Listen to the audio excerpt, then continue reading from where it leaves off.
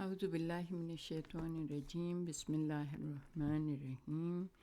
اللہم صلی علی محمد و آل محمد وعجل فرجہم۔ جہان علم سٹی آف نالج اکیڈمی سے آپ کی بیوی جان آپ سے مخاطب ہیں۔ پروردگار عالم کا شکر اور احسان ہے کہ اس نے ہم سب کو صحت دی ہے، زندگی دی ہے، تاکہ ہم دنیا میں کچھ اچھے سے کام کر کے اس کی بارگاہ میں سرخرو ہو کے جائیں۔ آج ہم آپ کو جو چیز بتا رہے ہیں وہ گھریلو اخلاق کے بارے میں۔ دیکھیں، جیسے کہ ہم نے پہلے بھی کہا تھا اور آپ کو بھی خود سے پتہ ہے کہ جب ہم اپنے گھر سے باہر نکلتے ہیں تو ہمارا رویہ لوگوں کے ساتھ کچھ اور ہوتا ہے، لیکن جب ہم اپنے گھر میں داخل ہوتے ہیں تو ہمارا رویہ یکسر چینج ہو جاتا ہے، اور وہ ایسا چینج ہوتا ہے کہ جیسے لگتا ہے کہ پتہ نہیں کون آ گیا گھر میں، کہ غصہ اور گرمی یہ چیز ادھر پھینک رہے ہیں، بیچ میں کرسی پڑی ہوئی ہے تو آہستہ سے نہیں ہٹائیں گے، اس کو ایک ٹھوکر لگائیں گے، یہ کیوں پڑی ہوئی ہے، چیزیں کیوں پڑی ہیں۔ بچے بیچارے سہم کے ادھر سے ادھر ہو جاتے ہیں، بیوی ماں باپ سب ڈر جاتے ہیں کہ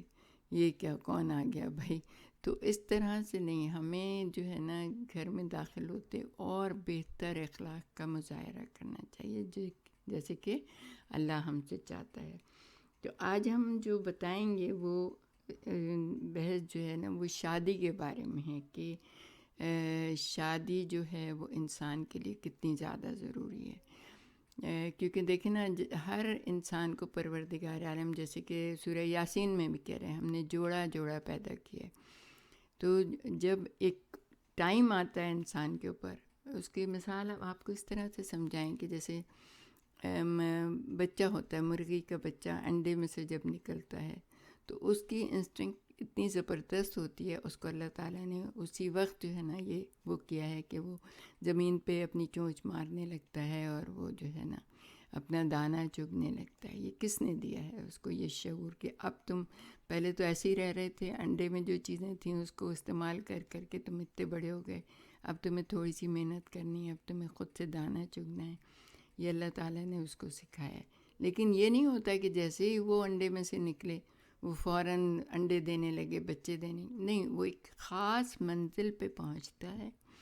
خاص مقام پہ پہنچتا ہے، خاص ٹائم پہ پہنچتا ہے، جس کے بعد وہ اس قابل ہوتا ہے کہ وہ اپنا ساتھی تلاش کرے، اور ساتھی تلاش کرنے کے بعد وہ انڈے بھی ہوتے ہیں اور پھر اس میں انڈے میں سے بچے بھی نکلتے ہیں، اور یوں سلسلہ جاری و ساری رہتا ہے۔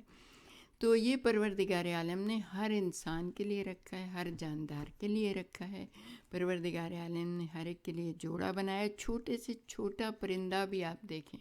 کہ جب وہ ایک خاص مقام کے اوپر آتا ہے تو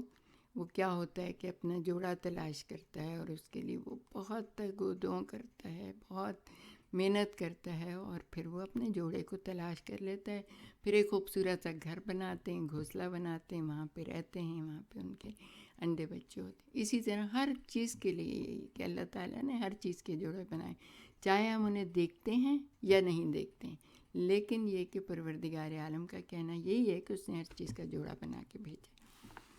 تو اب انسان کا بھی یہ ہے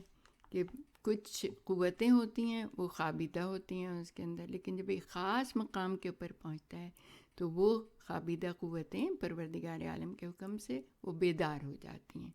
وہ تیار ہو جاتی ہیں، اور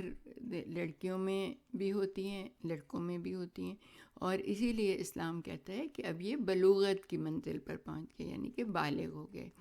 اور پروردگار عالم ارشاد فرما رہا ہے قرآن حکیم میں، جیسے کہ اس کا ترجمہ ہم آپ کے سامنے پیش کریں گے اپنے الفاظ میں سمجھانے کے لیے، کہ جب ان کو دیکھو کہ یہ باشعور ہو گئے ہیں تو اس وقت ان کا نکاح کر دیا کرو۔ اب یہ تو ہمیں پتہ ہے نا کتنا کب انسان باشعور ہوتے ہیں۔ بچے 30 سال تک بھی ماں باپ سمجھتے ہیں ابھی یہ باشعور نہیں ہوئے، ابھی انہوں نے پڑھا نہیں ہے پورا، اب ان کی جاب بڑی اچھی نہیں ہے، ابھی انہوں نے گاڑی نہیں لی تو شادی نہیں کرتے۔ نہیں، ایسا نہیں ہے،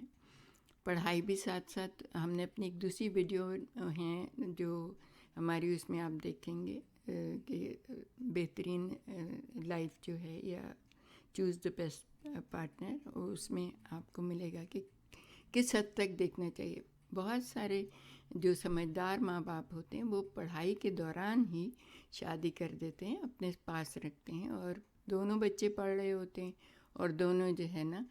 تھوڑے عرصے میں اس قابل ہو جاتے ہیں کہ وہ کہتے ہیں کہ نہیں اب ہم اپنا گھر لے سکتے ہیں، اب آپ نے ہمارے لیے اتنا کیا، بہت کیا، اب ہم سب کر سکتے ہیں۔ وہ ایک بہت ہی پیارا ٹائم ہوتا ہے کہ جب ہر انسان اپنے لیے جوڑا تلاش کر رہا ہوتا ہے، جب اللہ تعالیٰ کی وہ پوشیدہ قوتیں جو ہوتی ہیں بیدار ہو جاتی ہیں، تو پھر کیا ہوتا ہے کہ ہر انسان جو ہے نا وہ اپنا جوڑا تلاش کر رہا ہوتا ہے، اور یہی وہ وقت ہوتا ہے جب کہ پروردگار عالم ماں باپ کو یہ شعور دیتا ہے کہ وہ اپنے بچوں کی بہت زیادہ نگرانی کریں، بہت زیادہ خیال کریں۔ مثال کے طور پہ آپ 9 سال کی 14 سال کی لڑکی کی شادی تو نہیں کر سکتے نا، تو اب آپ کو کیا کرنا ہے، بہت ویجیلنٹ رہنا ہے، بہت ان کے اوپر نظر رکھنی ہے، ان سے اچھی اچھی باتیں کرنی ہیں، ان کو بہت اپنے سے کلوز کرنا ہے، کیونکہ جب چینجز آ رہی ہوتی ہیں تو بچے بہت پریشان ہوتے ہیں۔ پھر وہ کیونکہ ظاہر ہے جسم میں بھی چینجز آتی ہیں، شکل میں بھی چینجز آتی ہیں، انسان کی باڈی بھی بڑھ رہی ہوتی ہے، تو وہ اپنے دوستوں سے مشورہ کرتے ہیں کہ ہم کیا کریں۔ تو اس کے لیے ہم آپ کو یہ مشورہ دیں گے کہ لڑکیاں جیسے ماں سے بہت کلوز ہوں، اپنی مائیں انہیں ساری چیزیں بتائیں، مائیں انہیں کنسول کریں، اور لڑکے جو ہیں وہ اپنے باپ سے، اور اگر نہیں ہیں، باپ نہیں ہے یا باہر جاب پہ گیا، خدا نہ خواستہ کوئی ایسا حادثہ ہو جائے، تو پھر ماں وہ ہستی ہے کہ جو سارے بچوں کو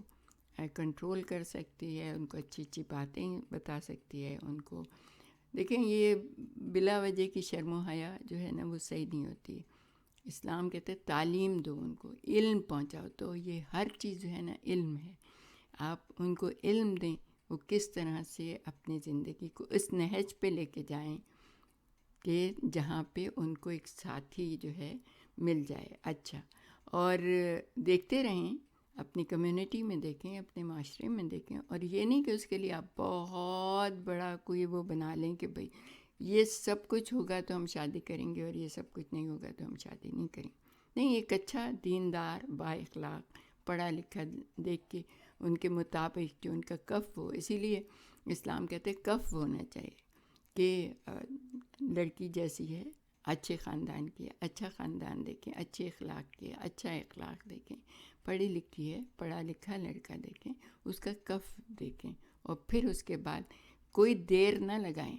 کوئی یہ نہیں کہ یہ بھی ہو، یہ بھی ہو، یہ بھی ہو، یہ بھی ہو، یہ ایک بہت ناپسندیدہ اسلام میں چیز ہے، کیونکہ دیکھیں پرفیکٹ ذات تو سوائے پروردگار عالم کے اور کسی کی نہیں ہے۔ اگر ہم پرفیکشن دیکھیں گے تو ہماری لڑکیاں بھی بیٹھے بیٹھے 30-35 کی ہو جائیں گی، اور ہمارے لڑکے بھی بیٹھے بیٹھے، اور اس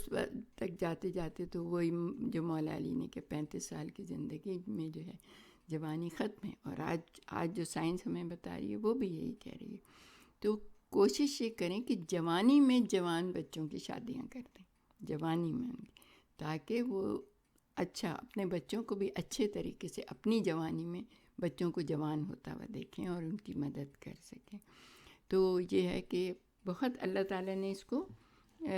جو ہے آپ کے اوپر ذمہ داری دی ہے۔ پہلی شادی کے بارے میں قرآن کہتے ہیں کر دیا کرو، یعنی ذمہ داری آپ کی ہے، آپ کریں اس کو، شادی کو۔ بعد میں تو پھر لوگ خود ہی اپنے اگر کرنا ہوتا تو کر لیتے نا۔ تو اس وجہ سے یہ تمام جو ہیں یہ خواہشات انسان کی ہوتی ہیں، آپ اپنے بچوں کی خواہشات کو سمجھیں اور ان کو لیٹ نہ کریں۔ اگر لیٹ کریں گے تو بس پھر تو خرابی ہوگی نا، پھر آپ بعد میں پریشان ہوتے رہیں گے، یہ کہاں کر لیا، یہ کیسے ہو گیا، یہ۔ لیکن اگر آپ نظر رکھیں گے تو اللہ تعالیٰ کے حکم سے جیسا آپ چاہیں گے بہترین ان کے لیے رشتے تلاش کریں گے اور بہترین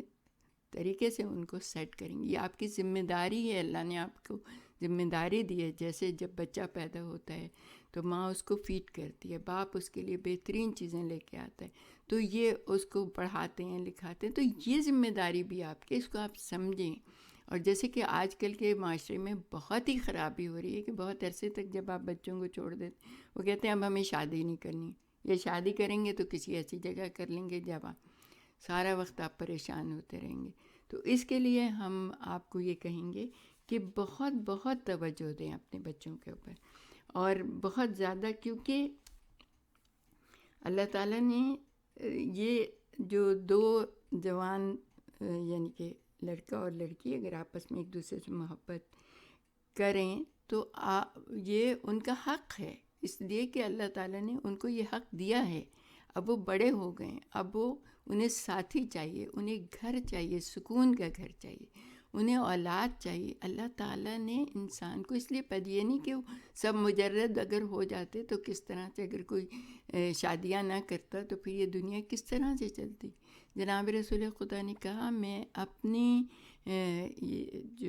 اپنی امت کی کثرت کے اوپر ناز کروں گا، فخر کروں گا روز قیامت. تو چاہتے ہیں کہ میری امت جو ہے نا شادیاں کرے، اچھے طریقے سے رہے، بہترین زندگی، خوشحال زندگی گزارے، لیکن ہم بچوں کو روک روک کے رکھتے ہیں اور پھر جب وہ بات ہاتھ سے نکل جاتی ہے تو پھر پریشان ہوتے ہیں. تو اب ہم آپ کو یہ بتائیں گے کہ ایسی چیز نہیں ہونی چاہیے کہ جس کی وجہ سے انسان جو ہے وہ پریشان ہو. ازدواج کا قرآنی نظریہ کیا ہے کہ آیت شریفہ جو ہے وہ اس میں یہ ہے کہ انسان کی ضروری زندگی سے یہ آیت جو ہے نا مربوط ہے، اور یہی آیت جو ہے بیوی سے بھی متعلق ہے. یہ آیت ہے لِيُنْفِقْ ذُو سَعَةٍ مِّن سَعَتِهِ وَمَنْ قَدَرَ عَلَيْهِ رِزْقُهُ فَلَا يُنْفِقْ مِمَّا آتَاهُ اللَّهُ. کیونکہ مرد بیوی کے لیے اور بیوی شوہر کے لیے ایک فطری اور لازمی ہے. جس طرح انسان کے لیے روٹی کی ضرورت ہے، جس طرح پانی کی ضرورت ہے، یہ ایک فطری امر ہے. اگر وہ خود مہیا نہیں کر سکتا ہے تو دوسروں پر لازم ہے کہ وہ اسے مہیا کر کے دیں. یعنی کہ انسان اگر خدا نخواستہ وہ اس قابل نہیں ہے یا بیمار ہے یا کسی اعضاء کا نہیں ہے، اس کا مسئلہ ہے، تو پھر کیا ہے، اللہ تعالیٰ نے دوسروں کے اوپر یہ واجب کیا ہے کہ وہ اس کی مدد کریں. اسی طرح یہ جو جبلت ہے، اگر انسان ایک خود نہیں شادی کر سکتا، ایک بچہ، ایک لڑکا یا لڑکی، تو والدین کے اوپر یہ فریضہ ہے کہ اس کی شادی کریں. سورہ نور کی آیت نمبر 36، اس کے اندر پروردگار عالم ارشاد فرما رہا ہے کہ بے شوہر عورتوں اور اپنے صالح غلاموں اور لونڈیوں کا بھی نکاح کر دیا کرو. اگر یہ لوگ محتاج ہوں گے تو اللہ اپنے فضل و کرم سے انہیں تونگر بنا دے گا، اور اللہ تو بڑی ہی گنجائش والا اور بڑا ہی واقف کار ہے. جیسے کہ ہم بتا رہے تھے کہ اللہ تعالیٰ نے یہ کہا ہے کہ غلاموں اور کنیزوں کی بھی اپنے شادیاں کر دیا کرو، نہ کہ اپنے بچوں کی. ہم لوگ اپنے بچوں کے تو اور کسی کی کیا شادی کرائیں گے. تو ارشاد ہوا کہ معاشرہ شادی کرے. یہاں جو صیغہ استعمال ہوا ہے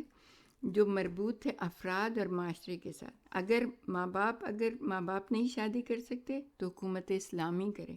اگر حکومت اسلامی بھی شادی نہ کر سکتے تو پھر پورا معاشرہ ذمہ دار ہے کہ نوجوان لڑکوں اور لڑکیوں کی شادی کر دیا کرے.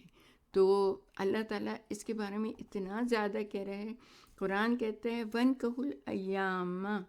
اسلامی معاشرے کو چاہیے کہ اس جوان کی جو مجبور ہے، وہ جوان جو مفلس ہے، اس کی شادی کرے. اس طرح وہ لڑکی جس کے ماں باپ شادی نہ کر سکتے ہوں یعنی کسی وجہ سے مجبور ہوں، افراد معاشرہ کو چاہیے کہ وہ ان کی شادی کریں. اس کے بعد پروردگار عالم کہتا ہے کہ شادی کے سلسلے میں اللہ پر پورا بھروسہ رکھو.